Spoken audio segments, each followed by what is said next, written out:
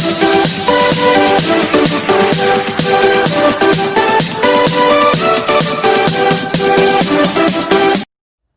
मैं कोई पढ़ाई की बात नहीं करने वाला हूं। आज मैं बात करने वाला हूं युवा वर्ग की, यूथ की मैं बात करने वाला हूं। आज इंडिया की जो स्थिति है, हर युवा बेरोजगार है। क्या इसके बारे में सरकार कुछ नहीं सोच रही है? सरकार कर क्या रही है?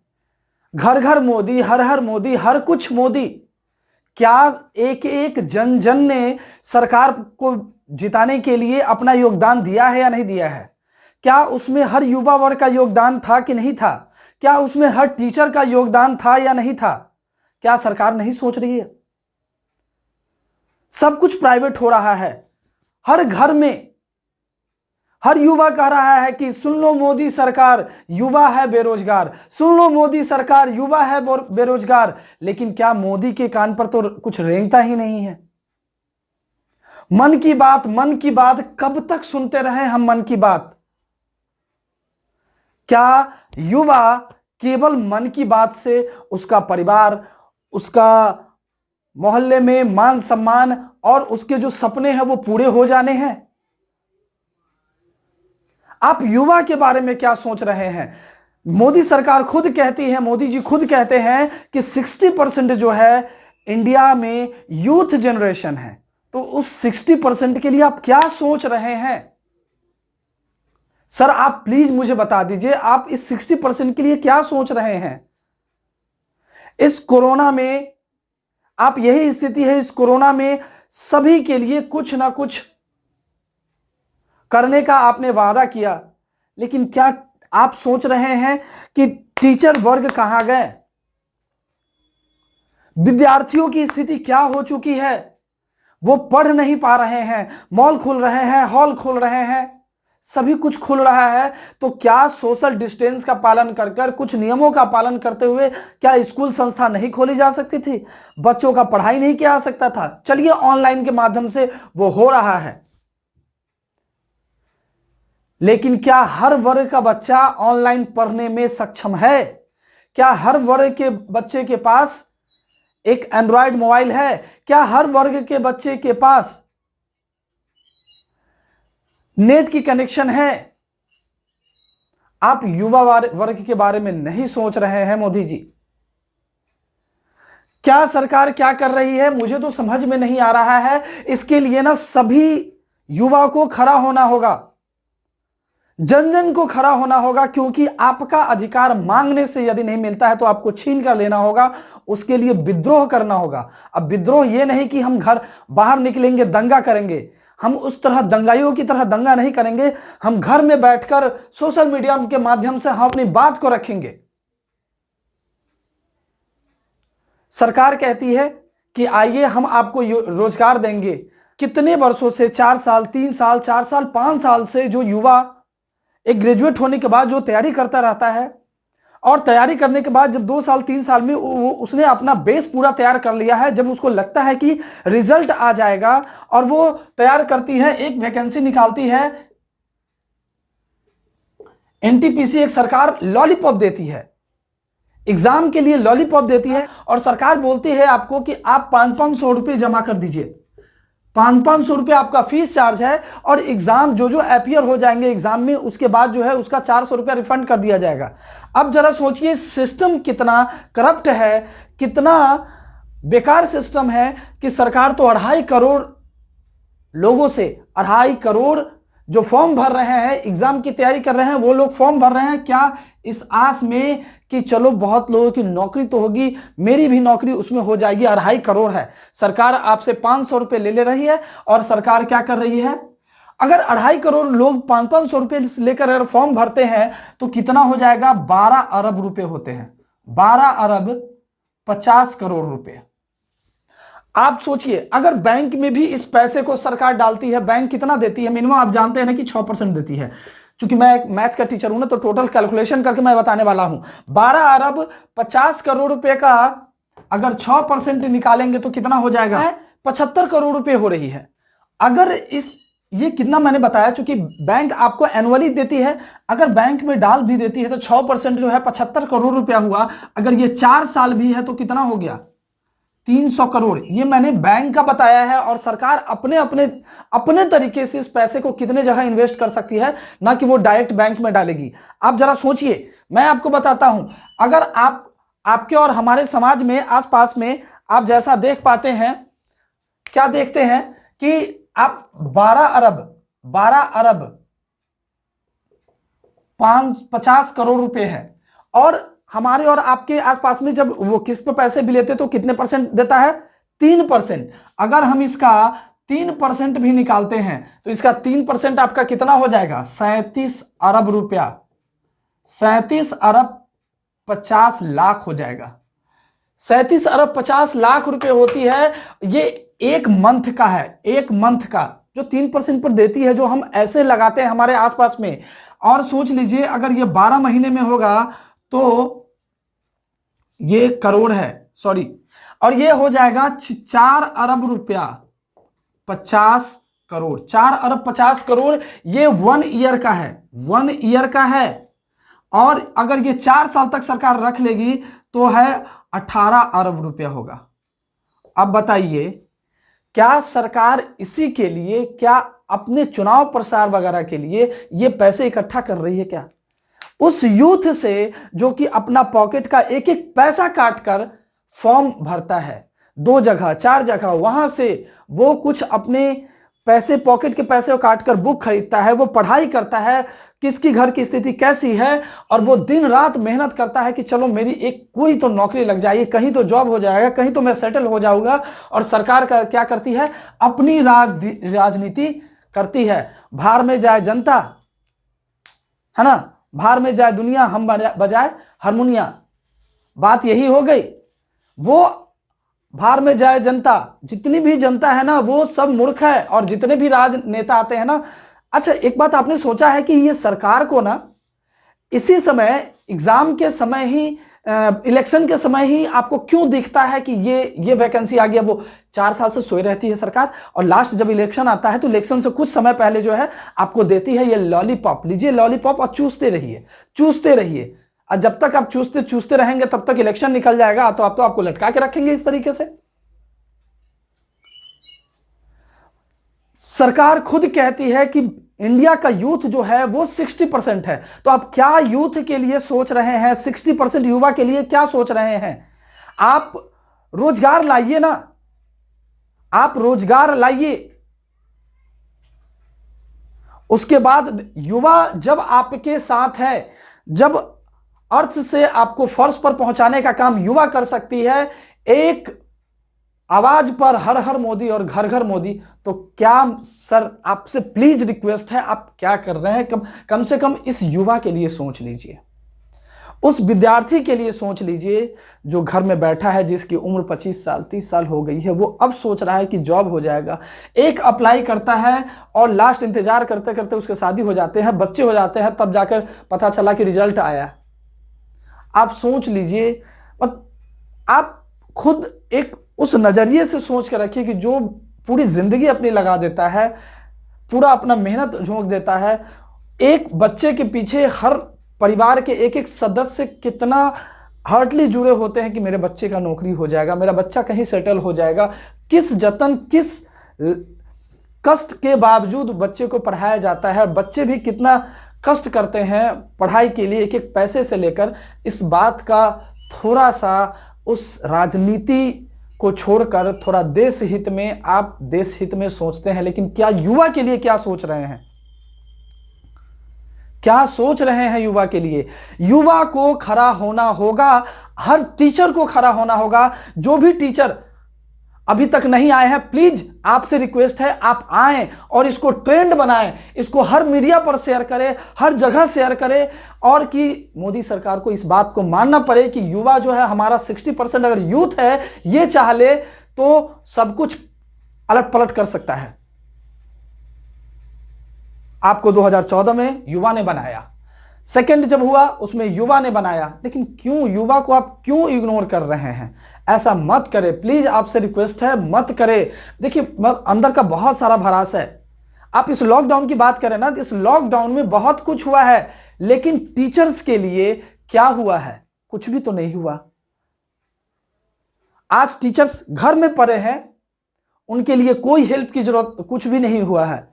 स्टूडेंट कैसे पढ़ाई कर रहे हैं, उनके गार्जियन कैसे पेड कर रहे हैं पैसा, स्टूडेंट का पढ़ाई डिस्टर्ब हो रहा है क्या? हॉल खुला, मॉल खुला, सब कुछ खुल रहा है, पूरा मार्केट खुल रहा है, तो क्या संस्थान को खोलने की अनुमति नहीं देनी चाहिए थी?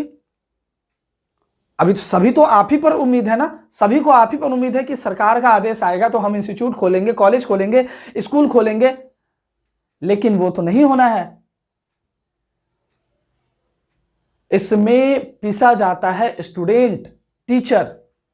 स्टूडेंट का भविष्य अंधकार में है, इस बात को समझना होगा। और आपको, मैं सभी विद्यार्थी से बोल रहा हूं ना, सभी स्टूडेंट से बोल रहा हूं, आपको अपनी लड़ाई स्वयं लड़नी होगी।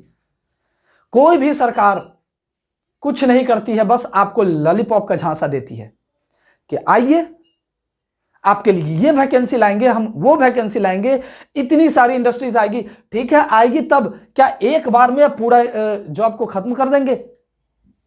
एक बार में पूरा जॉब को खत्म कर देंगे? जिसने विद्यार्थी ने अपने सपने देखे हैं, सभी के सपने को एक बार अब दफना देंगे? मतलब मैंने भी पीएम केयर फंड में कोरोना के लिए डोनेट किया है। इस लॉकडाउन में मैं घर में पूरी तरीके से हूं, फिर भी मैंने डोनेट किया, और मेरे घर से एक एक मेंबर ने डोनेट किया है। वो 1000 में ही है, क्यों नहीं है? जिसको जितना सक्षम था उतना उसने किया।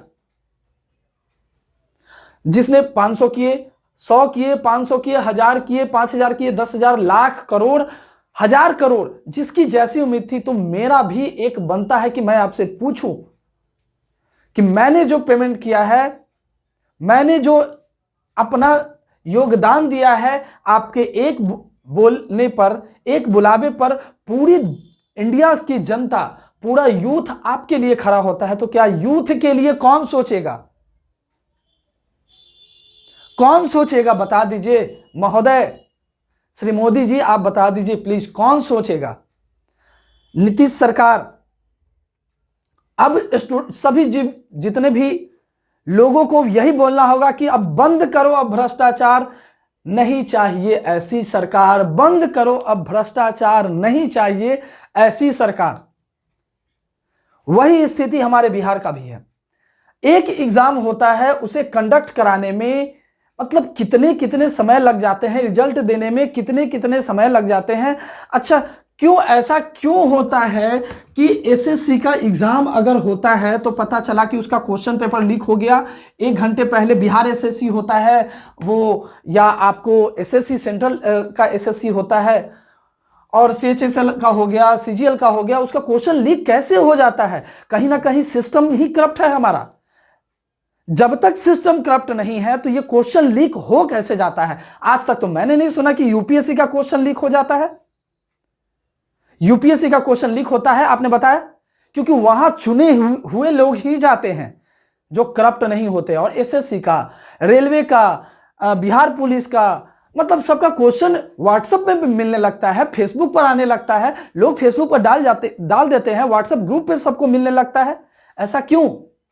मेरा एग्जाम, कुछ बच्चों का एग्जाम था, कुछ बच्चों ने मुझसे बताया कि सर मेरा पूरा प्रिपरेशन है, बहुत लोगों का पता चला कि बीएसएससी में ये क्वेश्चन लीक हो गया, आधे घंटे 1 घंटे पहले क्वेश्चन आ गया सभी के पास।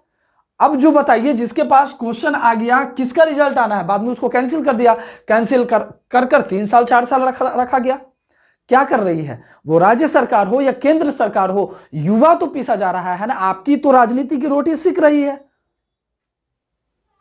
क्या आप कर रहे हैं युवा के लिए? आप मेक इन इंडिया बनाना चाहते हैं, मेक इन इंडिया बनाना चाहते हैं, स्वच्छ भारत बनाना चाहते हैं, डिजिटल इंडिया बनाना चाहते हैं, आप बनाइए ना जी। किसके बदौलत बनाएंगे? युवा की ही बदौलत बनाएंगे ना, युवा के साथ ही बनाएंगे ना। या आप अपने आप को रखकर मेक इन इंडिया बना लेंगे, डिजिटल इंडिया बना लेंगे, स्वच्छ भारत बना लेंगे? क्या उसमें युवा का योगदान नहीं है? क्यों ऐसा? मतलब मुझे अपने आप को मन करता है कि मैंने जब चैरिटी फंड में दिया, मैं अपने आप को पीट लूं। मुझे ऐसा मन करता है क्यों मैंने दिया। मुझे बहुत अंदर से गुस्सा आ रही है। मुझे पता चला कि एक व्यक्ति ने मोदी सरकार से पूछ दिया कि सर मेरा जो हमने पीएम केयर में फंड दिए हैं उसका मुझे कुछ जानकारी चाहिए कि कहां कहां पैसा खर्च हो रहा है, उधर से क्या कुछ रिप्लाई मुझे याद नहीं है प्रॉपर तरीके से, लेकिन कोई सही तरीके से नहीं। क्या मैंने पैसे दिए हैं तो मुझे, हर जनता ने पैसे दिए हैं तो हर जनता को उसका पैसा कहां जा रहा है और कहां यूज हो रहा है उसका पता होना चाहिए। आपके एक जवाब पर मैं दूसरी सरकार की बात नहीं कर रहा हूं, कांग्रेस ऐसी थी वैसी थी, ये किया वो किया, कांग्रेस की कौन सुन रहा था। लेकिन एक बार मोदी भारत माता की जय तो भारत माता की जय, हर हर मोदी, घर घर मोदी, हर यूथ ने किया है, हर व्यक्ति ने किया है। तो यूथ को इतना आप इग्नोर कैसे कर सकते हैं, उसके भविष्य को अंधकार में कैसे रख सकते हैं? क्या उसको पॉलिटिक्स जब इलेक्शन रैली होगी तो उसी में यूथ को ले जाना है 200-500 देकर, जैसा सब सरकार करती है, वो कांग्रेस करे, बीजेपी करे, वो आम आदमी पार्टी करे, जेडीयू करे, आरजेडी करे, जो भी करे सब तो वही करती है। तो क्या इसीलिए यूथ को बेरोजगार आप करके रखना चाहते हैं कि पैसे नहीं होगी तो चलिए 500 रुपया देंगे या 500 गाड़ी उठाएगा, हुर फुर करके चलेगा? क्या कर रहे हो यार, कुछ समझ में नहीं आ रहा है मुझे। और क्यों लोग, बहुत सारे लोग हैं अभी भी चुप है। क्यों चुप हो? मत चुप रहो, क्योंकि आज नहीं तो फिर कभी नहीं। आज 6 महीने हो गए, कौन वैकेंसी जो आने वाली है उसको तो छोड़ दीजिए, जो आई है, जो पड़ी है, उसका तो कोई अता पता नहीं है, उसका कोई अता पता नहीं है। सरकार न टीचर शिक्षा के लिए न सोच रही है, न शिक्षक के लिए सोच रही है, न स्टूडेंट के लिए सोच रही है। किसके लिए सोच रहे हैं? आप भारत को उस सोने का चिड़िया फिर से बनाना चाह रहे हैं। बिना एजुकेशन के बना पाएंगे क्या? बिना रोजगार मुहैया कराए हुए बना पाएंगे क्या? जब हर घर में बेरोजगार बैठा होगा तो क्या आप कोई नया स्कीम लाएंगे कि हर बेरोजगार को 5-10 हजार रुपया महीना दिया जाएगा, आप घर में बैठ लीजिए?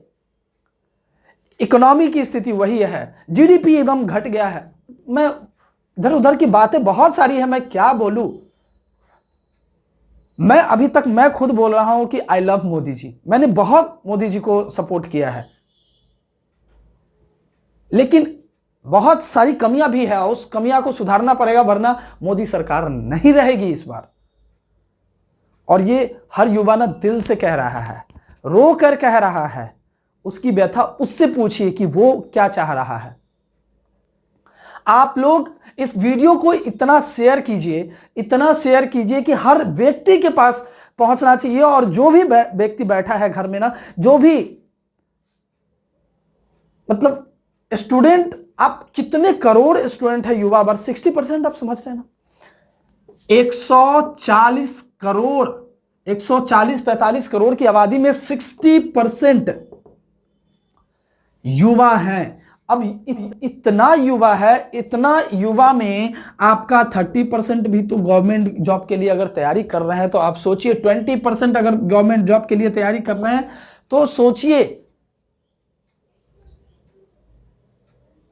क्या हो रहा है।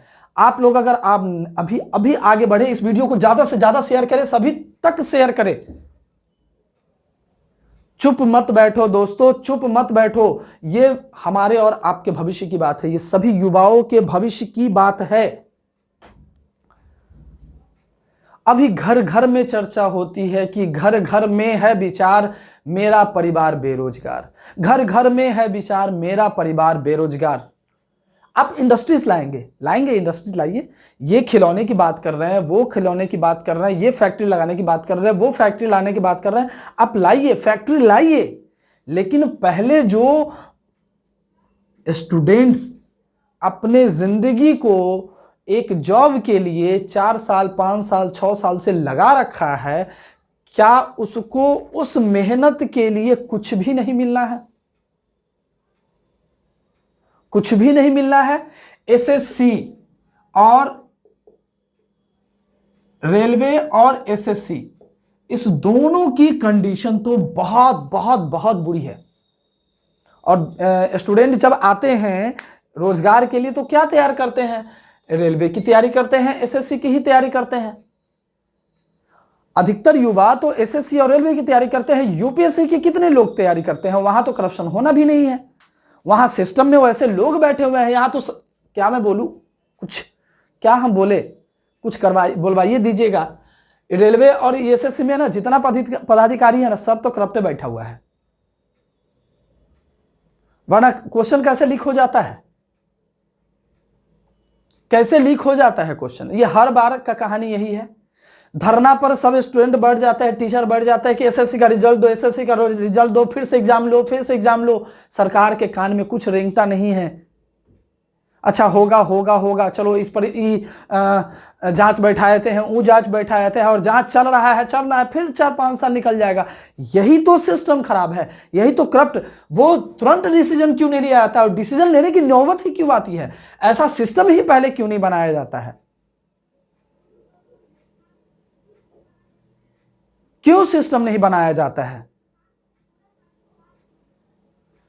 नहीं समझ में आ रहा है।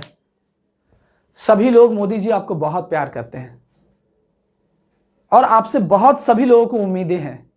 प्लीज आपसे रिक्वेस्ट है ना, प्लीज युवा वर्ग के लिए कुछ सोच लीजिए प्लीज। बहुत मेरे मन में तो बहुत भड़ास है, मैं क्या बोलूं, मतलब क्या बोलूं मैं, लेकिन प्लीज आप युवा वर्ग के लिए सोचिए। मैं एक आंकड़ा आपको दिखाता हूं, किस तरीके से एक आंकड़ा दिखाता हूं मैं आपको। मैं कुछ आंकड़ा आपके सामने लाया हूं। देखिए अब सीजीएल की क्या स्थिति है, 2012 में कितनी वैकेंसी थी, 13 में कितना घटता जा रहा, आप देख रहे हैं ना। ये 16,119 जो 2012 में थी वो घटकर कितना आ गया, 8,582। और ये भी एक साल में होता है, और एक साल 2-3 साल का क्वेश्चन आ जाता है और पता चला कि पिछले वाले का रिजल्ट ही नहीं आया। आईपीएस का देख लिया, आईपीएस 21,680 जो 2013 में था, 2020 तक जो है 1167 वैकेंसी है। अब जरा आप सोचिए क्या स्थिति होगी कि ये सब जो है वो घटता ही जा रहा है। देखिए बात तो मेरे अगर बोलने पर आऊं बहुत सारी बातें हैं और ये बात ही खत्म नहीं होने वाली है। हमारे साथ अभिषेक सर भी है, वो भी कुछ बोलना चाहते हैं। आपसे प्लीज रिक्वेस्ट है, आप इस वीडियो को ज्यादा से ज्यादा शेयर कीजिए, हैशटैग लगाइए और इसे जो ज्यादा से ज्यादा सभी जगह शेयर कीजिए कि उनके पास हर ट्विटर पर ट्वीट करना चाहिए, ये ट्रेंड में आना चाहिए कि उनको पता चले कि युवा वर्ग का शक्ति क्या है।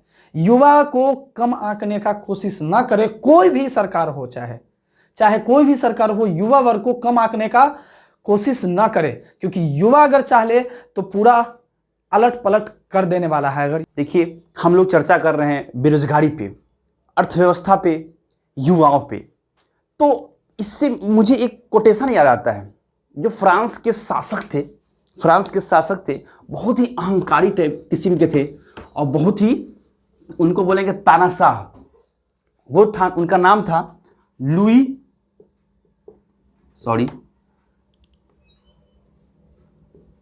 14वां,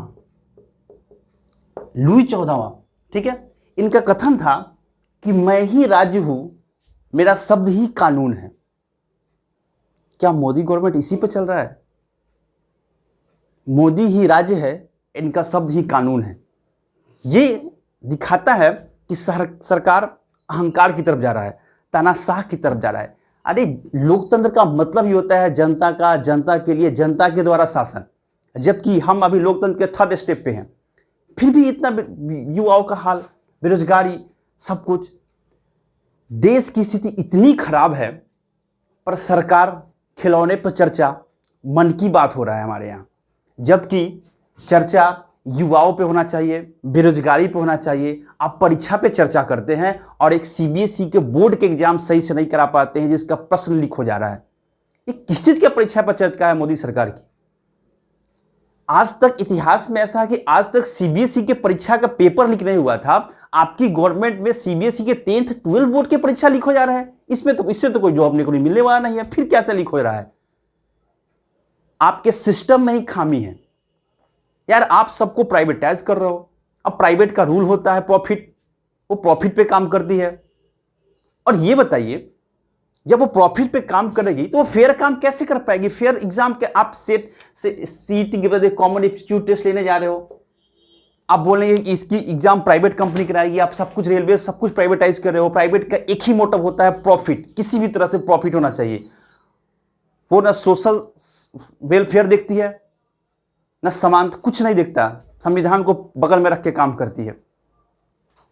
तो ये जो आदमी जो कंपनी सेट का एग्जाम लेने जा रही है, इसे आप प्राइवेट हाथ में दोगे, प्राइवेट का काम प्रॉफिट होता है, तो आप क्यों नहीं इलेक्शन कमीशन को प्राइवेटाइज कर दे रहे हो? इलेक्शन कराए प्राइवेट कंपनी कोई। ये सरकार की सब सोची समझी चाल है, युवाओं को बरगला रही है, युवाओं को भटका रही है। युवा आज रोड पे है। आप एक वैकेंसी लाते हैं एसएससी का, रेलवे का, आप बोलते हैं आईआईटी जेईई की एग्जाम जरूरी है, रेलवे जरूरी नहीं है, एसएससी जरूरी नहीं है। अरे आप आईआईटी जेईई कराना चाहते हैं कि एक आईआईटी के एक बच्चे की फी 24 लाख रुपया है एक साल, टोटल 3-4 साल का, और एक बच्चे से आप 24 लाख रुपए लेंगे, और आपको तो दिख रहा है प्रोफेसर का पेमेंट जो आप पे कर रहे हैं बिना कॉलेज चलाए हुए। आप सोच रहे हैं कि जल्दी पैसा आए, स्टूडेंट से आए और मैं प्रोफेसर को पे करूं, मेरा राजकोष बढ़े। लेकिन आपको रेलवे एसएससी के एग्जाम कराने से कोई फायदा नहीं, इसलिए आप एग्जाम नहीं करा पा रहे हैं। लेकिन ये दिखा रहा है, आप ही बोलते हैं कि हमारा देश युवा देश है। हम 21 पूरे भारत की जनसंख्या का 60% 21 से 30 साल के बीच है। और ये भी आंकड़ा देख लीजिए ना, 60% में कि लगभग 48% 50% लोग बेरोजगार हैं। उसके लिए आप कुछ सोच ही नहीं रहे हैं। आप सोच रहे हैं नए एजुकेशन पॉलिसी। क्या एजुकेशन पॉलिसी? आप एक एग्जाम सही से, एजुकेशन पॉलिसी लाने से क्या होगा जब एग्जाम ही सही से नहीं हो रहा है? आज हर एग्जाम का क्वेश्चन लीक हो जा रहा है। इसके लिए कोई आपने कानून बनाया कि हाँ क्वेश्चन लीक हो रहा है, युवाओं को मेहनत कर, लोग 5 साल 6 साल 10 साल तैयारी कर रहे हैं, जब एग्जाम देने जा रहा है तो पेपर लीक हो जा रहा है। ये नाटक है। सरकार इलेक्शन करा सकती है पर एग्जाम नहीं करा सकती। तो हमें भी यही करना होगा। आप इलेक्शन में ये जाइए तो नोटा दबाइए या बायकॉट कीजिए। जितने बायकॉट करेंगे इतनी आपको सरकार का ध्यान आपकी तरफ आएगा। सुप्रीम कोर्ट इस पर चर्चा करेगी। लोकतंत्र में युवाओं पर चर्चा होना चाहिए, जनता के वेलफेयर के लिए चर्चा होना चाहिए। हम खिलौने पर चर्चा कर रहे हैं। कभी ध्यान ही नहीं आया कि हाँ कोरोना में कितने लोग बेरोजगार हुए हैं। कभी मोदी सरकार ने इस पर मन की बात की कि हाँ कोरोना के कारण, इतने लॉकडाउन के कारण आप लगभग 2016 में जीएसटी आया, आप एक जीएसटी का स्लैब फिक्स नहीं कर पा रहे हैं कि जीएसटी का स्लैब कौन सा होगा, खान पान किस में होगा, मेकअप किस में होगा, कौन किस में होगा। आप एक स्लैब, यार क्या बोला जाए सरकार को। 2016 आज 2020 है, आप 4 साल में एक जीएसटी का स्लैब फिक्स नहीं कर पाए हैं और आप सेट की बात कर रहे हैं। आप बता रहे हैं हम इंडस्ट्री बनाएंगे। बाहर से राफेल खरीदते हैं, बाहर से बुलेट ट्रेन खरीद के विश्वगुरु बनने के चक्कर में हैं और देश में परीक्षा का पेपर लीक हो रहा है। ये तो सोच से परे है। पता नहीं सरकार किस तरफ जा रही है। ये जनता का शासन है या तानाशाह का शासन है? हमें तो लग रहा है लुई 14वें का शासन है कि मेरा शब्द ही कानून है, मैं ही राज्य हूं। तो आप लोग युवाओं को ध्यान देना होगा। आप सीधा सीधा बैकवर्ड कीजिए। मन की जो भी सरकार के जो भी एजेंडा ऐसा है जो आपके प्रॉफिटेबल से बाहर की है, उस सबको बैकवर्ड कीजिए। ये बिहार की यही हालत है। 5 साल नीतीश सरकार, आज तक एक वैकेंसी नीतीश सरकार की सही नहीं हुआ।